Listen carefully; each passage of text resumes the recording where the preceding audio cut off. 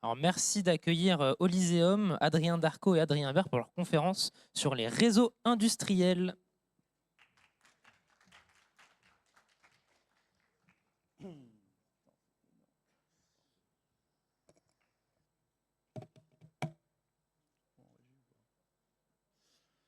Du coup, bonjour à tous. Donc, aujourd'hui, je vais vous faire une petite conférence sur SCADA, Modbus et OPC-UA, et plus généralement les systèmes industriels.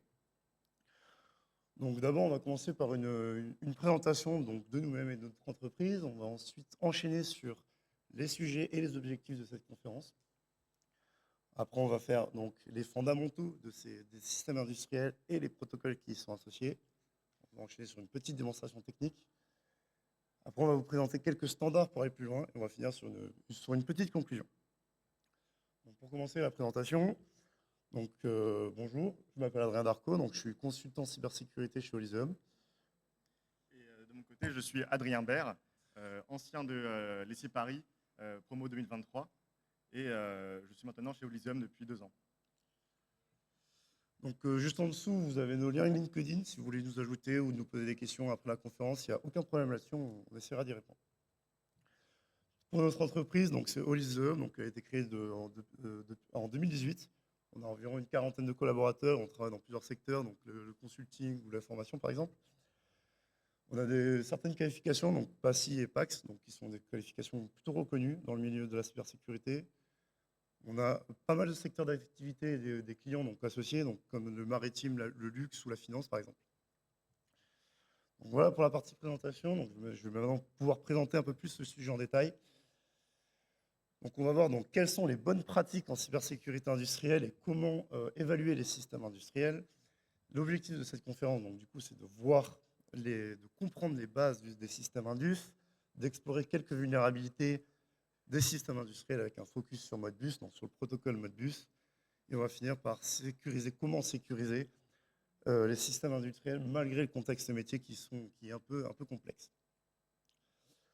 Donc pour les fondamentaux, déjà on a une grande différence entre l'IT et l'OT. Donc l'IT, c'est à peu près tout ce qu'on connaît de base.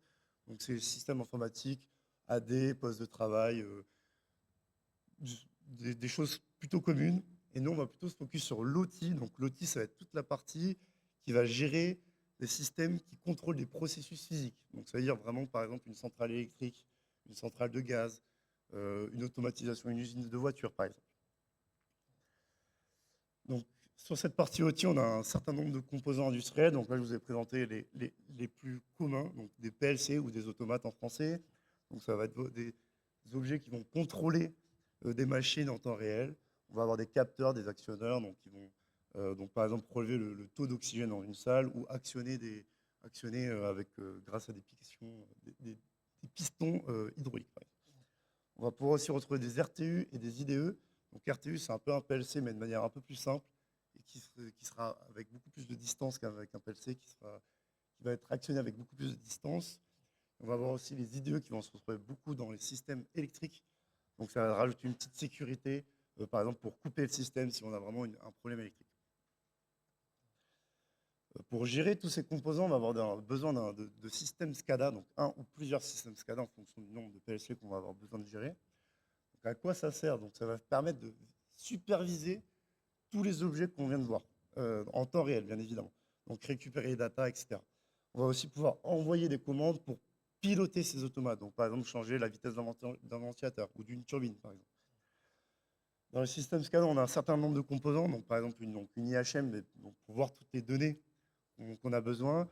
On va avoir aussi un système d'alarme, d'événements, un système d'historique de données via un data historian et des postes de travail pour héberger toutes ces applications.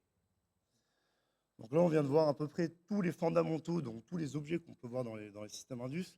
On va maintenant passer au protocole parce qu'il faut bien que ces objets communiquent entre eux. Donc je vais vous en présenter deux des protocoles. Donc d'abord Modbus. Donc ça a été créé en 1979, donc ça a quand même plus de 55 ans. Donc c'est extrêmement ancien. De base, ça a été créé pour faciliter les communications entre tous les objets, tous les composants que je vous ai donnés. Et c'est un protocole libre, donc c'est-à-dire pas besoin de licence pour l'utiliser. Tout le monde peut l'utiliser. Il y a différents types de protocoles Modbus. Donc déjà, il y a le Modbus RTU. Donc c'est vraiment une version binaire compacte. C'était vraiment ce qui était sorti au début. Et après, on l'a un peu amélioré par la suite avec le Modbus TCP, histoire que ça puisse communiquer sur le réseau de manière beaucoup plus simple. Le fonctionnement de Modbus est extrêmement simple, c'est un modèle maître-esclave ou serveur-client. C'est l'ancienne et la nouvelle nomenclature. Donc le fonctionnement est vraiment très simple, c'est le client ne fait rien tant qu'on lui demande de rien faire. Et si le serveur lui demande de faire quelque chose, on lui demande de faire quelque chose, enfin, demande au client de faire quelque chose, le client va s'exécuter. Fonctionnement très très simple. On a quand même quelques limites à Modbus, parce que sinon ce ne serait pas drôle, donc on a déjà une absence de chiffrement. Donc si un attaquant arrive à se mettre en MITM entre donc, le serveur et le client, il va pouvoir observer tout le flux qui passe et vraiment le déchiffrer, enfin le lire, de manière extrêmement simple. Donc, par exemple, si le serveur demande au client quelle est la valeur d'un capteur, il va pouvoir récupérer cette valeur du capteur. Deuxième limite, on va avoir un manque d'authentification. Donc, le serveur demande au client de faire une action, le client va le faire, pas de problème sur ça. En revanche, si un attaquant demande la même action, le client va aussi répondre, alors qu'il n'est pas censé répondre parce qu'un attaquant, on ne lui répond pas souvent. C'est le but. Dernière limite que j'ai envie de vous présenter, c'est une absence d'horodatage. C'est-à-dire que si un attaquant envoie X commandes pour ouvrir une vanne de gaz dans un système industriel de gaz, il va pouvoir le faire vraiment, il pourra le faire une 10, 20, 30 fois, et ça va finir par créer un incident. Après l'incident, on va avoir une réponse à l'incident du coup, sauf qu'on sera incapable de savoir qui, quand et combien de fois a été fait l'action. Donc, maintenant que je vous ai présenté quelques limites, je vais vous montrer quelques petits exemples d'attaques plutôt simples. Donc déjà, voilà, donc on est en MITM. Non, ici on n'est pas en MITM, pardon. Le serveur va demander au client de mettre une turbine à 50% de sa vitesse. Le client va s'exécuter, il va mettre ça à 50%, pas de problème. Maintenant, l'attaquant va pouvoir faire la même chose en mettant la turbine à 30%. Le client va s'exécuter, pas de problème. Parce qu'il nous dit que ça ne va pas créer un incident de mettre la turbine à 30%. Deuxième exemple d'attaque, presque à peu près similaire, mais un peu plus violente. Le serveur demande au client de mettre la turbine à 50%. L'attaquant va récupérer cette commande et va la réinjecter en la modifiant légèrement, en mettant par exemple donc, de 50% à 30%. Le client va répondre donc à l'attaquant en disant c'est bon, ma turbine est à 30%. L'attaquant va répondre au serveur en disant la turbine est à 50%. Du coup, pour le serveur, pas de problème, la turbine est à 50%, alors qu'en réalité, la turbine est à 30%. Et ça, dans un système indus, ça peut vraiment poser des graves soucis. Maintenant qu'on a vu donc, tous les problèmes de Modbus, on va essayer de voir comment le sécuriser. Malheureusement, Modbus, c'est vraiment pas un protocole qui est sécure de base. Donc, au lieu de sécuriser Modbus, on va essayer de sécuriser tout l'environnement qui est autour. Par exemple, on va commencer par rajouter de l'IPsec ou du TLS sur le réseau pour chiffrer et authentifier toutes les communications. On va pouvoir aussi rajouter donc, de l'IDS et de l'IPS pour vérifier l'intégrité, pour voir s'il n'y a pas de détection, enfin, pour détecter s'il n'y a pas des intrusions et pour potentiellement les bloquer si nécessaire. À noter qu'avec un serveur proxy, on va pouvoir faire exactement la même chose que ce qu'on vient de dire. Donc chiffrer les communications, les authentifier, vérifier l'intégrité, bloquer s'il y a une commande qui passe sur le réseau qui ne devrait pas passer. Alors, on a un problème majeur dans ces 3 points, c'est que ça va créer de la latence sur le réseau, si on met, parce qu'on va devoir du coup chiffrer tout le réseau, etc. Donc le réseau ne va pas fonctionner aussi rapidement que sans aucune sécurité. Ça peut poser certains soucis dans certains contextes métiers. Par exemple, si on a un capteur qui a besoin de récupérer une température toutes les 10 secondes. Là, pas vraiment de problème, parce que si on a 5 ou 10 millisecondes de retard, vraiment aucun souci, ça ne va pas poser de problème. En revanche, si on est dans un système Indus, on récupère par exemple l'emplacement d'un bras de robot toutes les 2 millisecondes, avoir une latence de 5 millisecondes sur le réseau, je ne vous fais pas un dessin, mais ça peut vraiment poser des gros problèmes. Donc, quand on ne peut pas mettre en place ces sécurités-là, on va essayer plutôt de mettre en place un cloisonnement physique. Donc, c'est vraiment, on va séparer tous les équipements, donc, que ce soit des switches, des routeurs, les PLC en eux-mêmes, on va les séparer de tout l'autre réseau de l'OT et de l'IT. On va aussi mettre évidemment en place des DMZ entre l'IT et l'OT et des VLAN aussi entre l'IT et l'OT. On va vraiment essayer d'isoler au maximum l'OT de l'IT et tous les protocoles, enfin tous les équipements qui utilisent le mode bus, on va essayer aussi de les séparer encore plus de l'OT. En plus de ça, on va récupérer, donc on va essayer de mettre en place donc, un data historian, histoire d'éviter les problèmes de redatage. Donc ça veut dire qu'on va pouvoir récupérer si on a un incident, qui, quand et combien de fois a été vu le problème. Et le dernier point que j'aimerais vous présenter pour sécuriser Modbus, c'est déjà de mettre à jour tous les PLC, évidemment, de mettre à jour aussi le protocole, de bloquer les fonctions de Modbus qui ne sont pas forcément nécessaires. Donc, par exemple, si on a juste besoin de lire des données, ça ne sert à rien de pouvoir écrire des données, par exemple. Le problème ici, c'est que dans un système industriel, arrêter tous les PLC, tous les SCADA, ça peut coûter énormément d'argent. Ça peut faire perdre énormément d'argent d'arrêter tout le système pour tout mettre à jour. Donc, régulièrement, quand on fait des pen tests dans des systèmes OT, c'est pas rare de voir ne serait-ce que des Windows XP, par exemple, parce qu'on ne peut pas mettre à jour le poste de travail, parce qu'on ne peut tout simplement pas l'arrêter. Donc vraiment, Modbus, c'était bien il y a 55 ans. Maintenant, ça commence à plutôt mal vieillir. Deuxième protocole, donc OCPUA, donc une alternative qui est vachement proposée dans le système Indus. Donc, ça a été créé en 2006, donc on peut voir que c'est énormément, beaucoup plus récent. De base, ça a été créé pour résoudre les mêmes problématiques que Modbus, mais sauf qu'on va mettre un aspect de sécurité par-dessus. Par exemple, la première amélioration que j'ai envie de vous montrer, c'est qu'on a un chiffrement des communications. Donc, même schéma que tout à l'heure, sauf que cette fois-ci, on peut être en MITM, on ne va pas pouvoir déchiffrer les communications. On ne va pas voir ce qui se passe. Donc, si on envoie une valeur, on ne va pas pouvoir voir quelle valeur a été retournée. Deuxième amélioration, le problème d'authentification a été réglé. Donc, si un serveur connu envoie demande la valeur d'un capteur, le client va répondre. Si un attaquant non identifié fait la même chose, le client ne va pas répondre. Évidemment, il existe d'autres améliorations par rapport à Modbus. Donc, on va avoir une intégrité des données. On va avoir une modélisation de données. Donc, par exemple, Modbus, c'est vraiment que du binaire extrêmement simple. Donc là, on va avoir vraiment quelque chose de plus complet. C'est conçu aussi pour faire de l'IT, du cloud, donc faire du télétravail, par exemple, pour gérer des systèmes d'outils. On va aussi avoir un système de traçabilité, donc tous les problèmes de redatage, on ne les aura plus. Où est-ce qu'on retrouve OPCA maintenant, OPCUA maintenant, ça va être que dans des industries du coup plutôt récentes, parce qu'on ne va pas pouvoir mettre tout à jour. On ne va pas pouvoir supprimer Modbus dans les anciennes industries pour mettre à jour et mettre du Modbus, etc. Donc on va principalement retrouver dans des industries donc 4.0, avec beaucoup d'IoT connectés, etc. On va les retrouver aussi dans les réseaux donc, électriques et énergétiques, mais pareil, extrêmement récents. Pareil pour les systèmes SCADA, que des choses modernes. On va pouvoir aussi le retrouver ça dans les systèmes vraiment de production et d'automatisation avancée, mais pareil, que de la modernité, donc avec beaucoup de robotique, etc. Mais que des nouvelles usines. Rien d'ancien, parce que ça coûte trop d'argent justement de changer de Modbus à OCPUA. Merci Adrien. Maintenant, on va passer sur la démonstration technique. Donc, qu'est-ce que l'on va faire exactement? Eh bien, tout d'abord, voici notre infrastructure. Il s'agit en fait de notre démonstrateur Oliseum. Et là-dedans, ça va être une attaque pour simuler un exemple de Stuxnet. D'accord? Donc, comme vous le savez, normalement, ça a commencé par une clé USB, mais ça peut être tout un autre vecteur d'attaque. Par exemple, ça peut être du phishing ou ça peut être de la supply chain. Pour cette usine, eh bien, qu'est-ce qu'elle fait? Eh bien, c'est une chaufferie. Cette chaufferie, ce qu'elle va faire, c'est qu'elle va faire amener du bois, donc hop, ici, et avec un ventilateur, le feu va faire chauffer de l'eau, et cette vapeur qui va arriver, eh bien, ça va arriver jusqu'à faire de l'électricité et de la chaleur.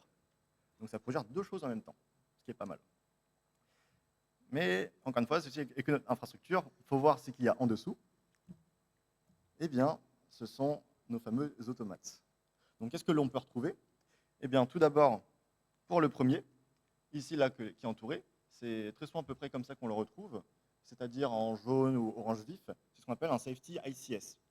C'est un automate qui va permettre de réguler les valeurs importantes et qui va faire vraiment attention si on ne dépasse pas un certain seuil de sécurité.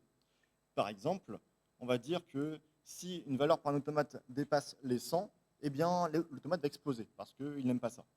Eh bien, lui, le safety ICS, ce qu'il va faire, c'est dire, OK, le seuil de sécurité, il est à 90, et si ça ose dépasser les 90, on va envoyer une alarme, on va dire attention, arrêtez tout, il y a potentiellement une explosion. Donc voilà à quoi ça sert. Et après, eh bien, on a notre fameux automate qui est en fait le ventilateur. Et c'est ce fameux ventilateur que l'on va essayer d'attaquer. Bien sûr, pourquoi est-ce qu'on veut attaquer cet automate? C'est qu'il a une valeur très précise, qui est à 67%. Encore une fois, il sert à faire chauffer le feu et à faire monter l'air à une certaine vitesse. Mais si on la baisse, par exemple à 45%, qu'est-ce que ça va bien pouvoir faire? Eh bien, on va pouvoir avoir comme effet de créer une mauvaise combustion pour le feu. Et qu'est-ce que ça peut entraîner? Eh bien, ça peut entraîner du monoxyde de carbone dans l'air, qui est un gaz toxique par ailleurs, et ça peut impacter directement eh bien, toutes les personnes qui sont dans l'usine, ainsi que tous les automates ou objets qui sont dans l'entreprise. Donc ça peut être vraiment très très dangereux. Et ce sera le but de notre attaque. Parce que voilà, on veut donner un peu de gaz toxique un peu partout, et on veut aussi potentiellement créer une explosion. Parce qu'un fort taux de monoxyde de carbone peut aussi entraîner cela. Et pour notre scénario d'attaque, eh bien, le voici. Donc, qu'est-ce qu'on peut voir? On va tout d'abord se mettre en homme du milieu, c'est-à-dire on va écouter le réseau, et on va essayer de trouver où est-ce que ça envoie les 67%. D'accord? C'est-à-dire on va essayer de trouver le SCADA qui va envoyer la commande, et on va trouver l'automate qui va recevoir cette fameuse commande. Et à notre tour, on va pouvoir, à partir du message qui a été envoyé, créer notre propre commande malveillante et l'envoyer à notre tour sur l'automate. Et ça va nous permettre de réaliser l'attaque et potentiellement voilà, tous les problèmes qui vont derrière. Maintenant, on va quand même parler du payload, ce qui est quand même assez important. C'est comment est-ce qu'on va construire notre attaque. Eh bien, vous pouvez le voir tout ici, en entier. C'est divisé en pas mal de parties, comme vous pouvez le voir. Il y a quelques valeurs qui sont relativement importantes, et on va aller dessus étape par étape. La première, qui est relativement importante, c'est est-ce que c'est du Modbus ou pas? Eh bien, c'est dans la tête de la requête, on a ce qu'on appelle le protocole ID, et on peut le voir que s'il a 0, c'est du Modbus. Donc c'est ce qu'on veut, c'est parfait. Pour la deuxième valeur très importante, ça va être l'adresse de l'esclave ou du client. C'est l'unité que l'on va viser. Pour notre cas, donc c'est 01, c'est l'automate numéro 1. Voilà. Pas très compliqué. Pour le prochain, on va demander à ce fameux esclave ce que l'on veut faire. Et dans notre cas, on va écrire sur différents registres de l'automate afin de modifier les valeurs que l'on veut. Pour cela, forcément, il faut aussi que l'on renseigne un registre précis sur lequel commencer l'écriture. Et puis après, il faut dire sur combien de registres on va écrire. Donc voilà, c'est très compacté, mais avec tout ça, eh bien, on peut arriver à envoyer une commande et que l'automate l'exécute. Et forcément, en parlant de commande, très important aussi, il faut que l'on mette les fameux 45% que l'on veut. Et bien maintenant, il n'y a plus qu'à voir qu'est-ce que ça peut donner. Et je vous propose de voir une petite vidéo. Donc, le début, qu'est-ce que c'est? On va tout d'abord se connecter sur ce fameux automate. D'ailleurs, normalement, il y a de l'authentification qui peut être demandée pour accéder comme ça à l'automate, mais très souvent, c'est négligeable. Donc, c'est pour ça qu'on le voit comme ça. Et ensuite, on va envoyer notre fameux payload pour faire notre attaque. Donc, comme vous pouvez le voir ici, ça a été envoyé. Et on va voir tout de suite le résultat sur le réseau avec Wireshark. La première, c'est pour la première commande. Qu'est-ce qu'on peut voir ici? Eh bien, par exemple, là, c'est pour le single write register.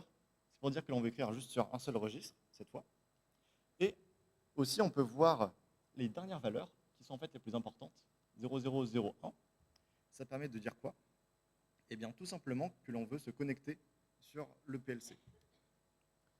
Et ensuite, on va voir notre fameux résultat de est-ce qu'on a bien envoyé la commande. On va le voir ici. Voilà.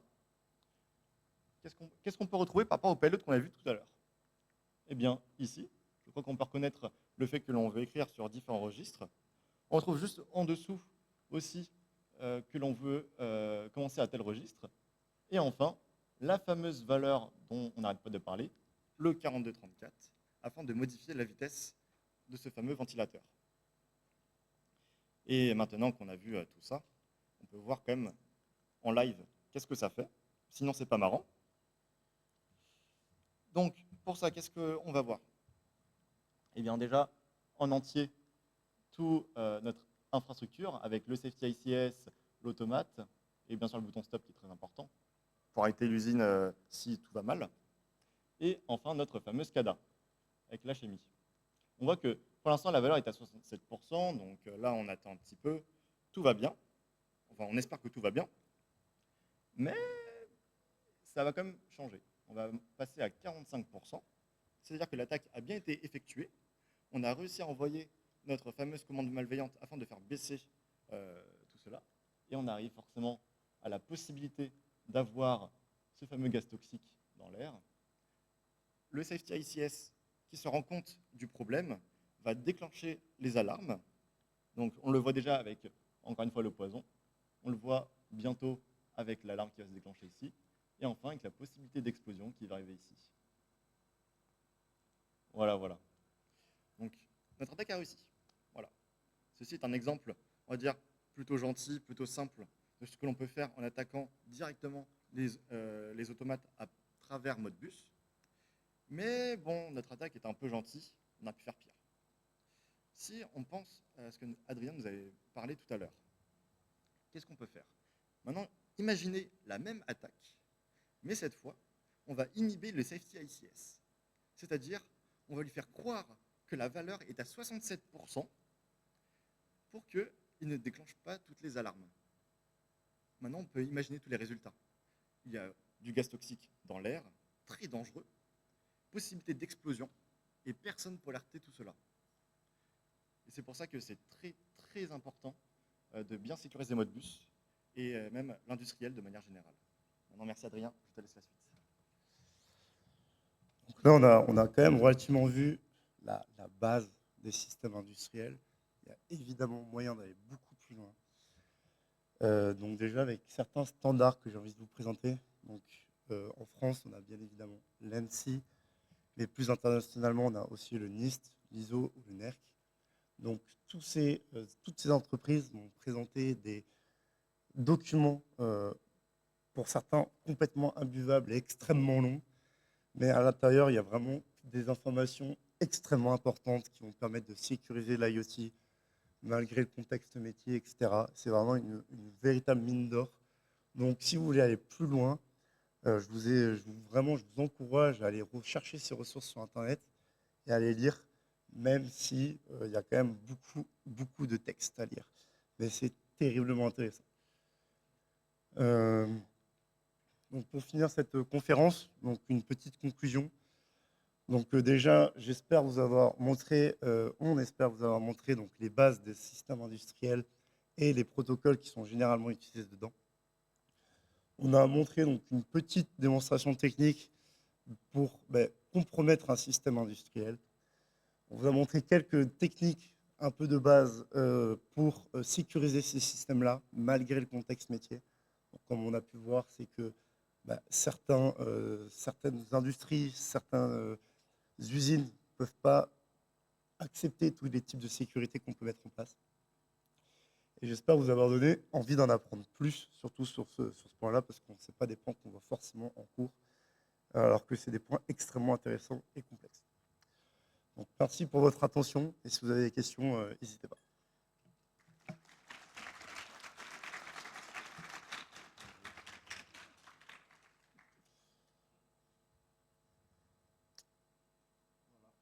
Pas de questions particulières? Si.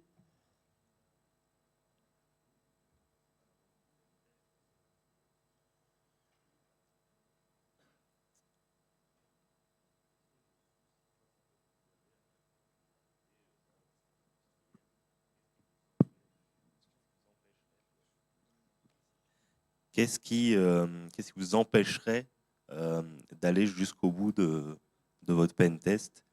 Est-ce que c'est les systèmes périmétriques qui peuvent vous empêcher? Euh, Est-ce que c'est des modes d'organisation de la société? Enfin, qu'est-ce qui peut vous empêcher D'aller jusqu'au bout de d'aller l'attaque, jusqu'au c'est ça? bout, ouais. Eh bien, tout simplement parce que on a pas mal de limites quand même pour notre attaque. Notre but, c'est pas de mettre à plat le réseau du client et ni de faire exploser des machines, parce que c'est quand même une énorme perte d'argent qui peut arriver si des automates ou même de manière générale l'usine plante pendant même juste ne serait-ce que quelques minutes. Donc notre but quand on va pentester l'outil, ça va être de faire le plus attention possible quand on va attaquer, et tout en bien évidemment trouvant le plus de vulnérabilité possible. Voilà. Une question? Ouais, j'aurais une question. Moi, c'est plus sur un aspect du coup, oui, pour toujours quand vous faites du pentest. Vous êtes plutôt appelé pour faire du pentest en R&D sur des composants individuels, ou vous êtes plutôt appelé sur des sujets en prod où vous faites du coup justement du pentest sur le système global, sachant que du coup potentiellement il y a des conséquences qui peuvent être plus graves entre guillemets si vous sortez un peu du scope et que vous pétez une machine slash la chaîne de prod. Alors, pour cela, ça va forcément dépendre de la mission en soi que l'on va faire. Très souvent, on va demander d'avoir un réseau qui n'est pas dans la prod, bien évidemment. Après, forcément, ce n'est pas possible tout le temps d'avoir ça. Mais dans le meilleur des mondes et dans le meilleur des cas, on veut avoir ça. Et puis après, on va tester, on va rester dans le scope. C'est-à-dire que si on nous donne une plage d'adresse, on va rester sur ça. On ne va pas essayer d'aller en dehors de ça. Parce qu'on sait très bien qu'on peut casser des choses si on fait quoi que ce soit de mauvais. Il faut quand même le rappeler, un simple Nmap, donc un simple scan réseau, ça peut planter des machines. Donc, il faut faire très, très attention. Les Nmap T4, on oublie.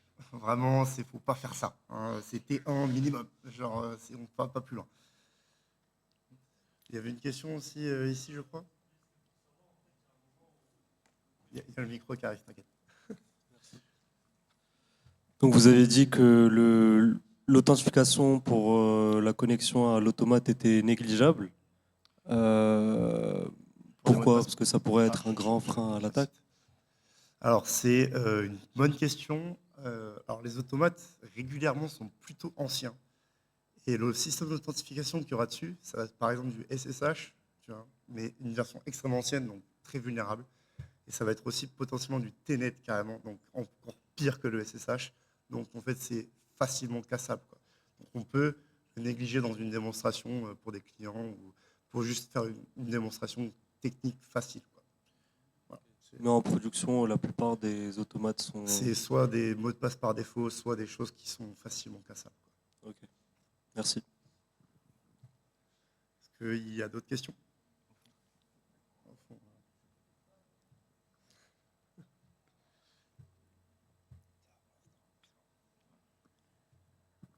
Bonjour. Moi j'ai une question, c'est concernant. À un moment, vous avez dit comme quoi il y a des usines qui sont encore sur Modbus, enfin, du coup sur des anciens protocoles. Et enfin, dans le domaine où vous travaillez, du coup le génie industriel en général, il n'y a pas l'ANSSI qui vient appliquer des règles concernant ces usines qui sont encore sous anciens protocoles, vu que vous avez prouvé que ça peut être mortel enfin, il peut y avoir une cyberattaque qui peut littéralement tuer des gens. Eh bien, ça va totalement dépendre de là où l'entreprise se trouve. Parce que forcément, l'ANSSI ne peut pas gérer, par exemple, certains endroits. Par exemple, si c'est en dehors de la France, ça va être plus compliqué pour eux d'aller les voir de base. Et après, pour ce qui s'agit de la France, en soi, même, c'est parfois compliqué de demander ça, parce que c'est un certain coût très, très, très, très, très élevé de mettre à jour. Parce que très souvent, les automates, ou même, par exemple, les SCADA vont avoir des applications très, très, très anciennes, et parfois, on ne peut même pas les mettre à jour. Et si on met à jour, par exemple, le Windows ou autre, eh bien peut-être que l'application ne sera pas supportée. Donc, dans certains cas, c'est même pas possible de mettre à jour. Et après, dans d'autres cas, ça va être, ah bah oui, on peut mettre du VLAN, on peut mettre d'autres choses pour essayer de limiter un maximum. Mais encore une fois, ça peut être très compliqué, ça peut être très, très, très, très, très long de faire des modifications. Parce qu'encore une fois, ça va enchaîner une très grande perte monétaire. Rien. Autre question? Alors, je ne suis pas expert sur le sujet, mais s'il y a autant d'entreprises qui sont dans la merde en termes de mise à jour sur leur machine, avec l'arrivée du CRA, c'est pas genre doublement, triplement la merde? Comment? Avec l'arrivée du CRA, le Cyber Resilience Act, ça va pas être un peu la sauce pour les systèmes industriels? Oui. Ok. Il y a aussi un point important qu'on n'a pas spécialement abordé, c'est aussi tout ce qui est système critique. Donc, par exemple, toute la gestion du gaz d'une ville, c'est peu sécurisé et tout le monde se dit c'est tellement important d'avoir ça dans une ville que personne ne va attaquer. Sauf que, par exemple, les terroristes, ils s'en fichent un peu, quoi. Donc, il y a quelques années, on s'était dit, bon, c'est pas besoin de sécuriser parce que personne va se dire, c'est tellement grave d'attaquer ça que personne ne va le faire. Sauf que c'est vraiment pas une bonne pratique, quoi. Faut absolument sécuriser, même si on se dit personne ne va attaquer. Surtout que c'est complètement faux, quoi. Comme je dis, les terroristes, le but c'est de casser. Si le but c'est de casser, c'est facile de casser, du coup. Est-ce que vous savez s'il existe des protocoles de réponse à incidents spécifiques au monde industriel ou pas? Alors, pour être honnête, pas trop. Après, oui, on imagine, il y a des choses qui commencent à se mettre en place, mais c'est encore assez récent. Si tu veux, on peut ici en discuter après, chercher ensemble.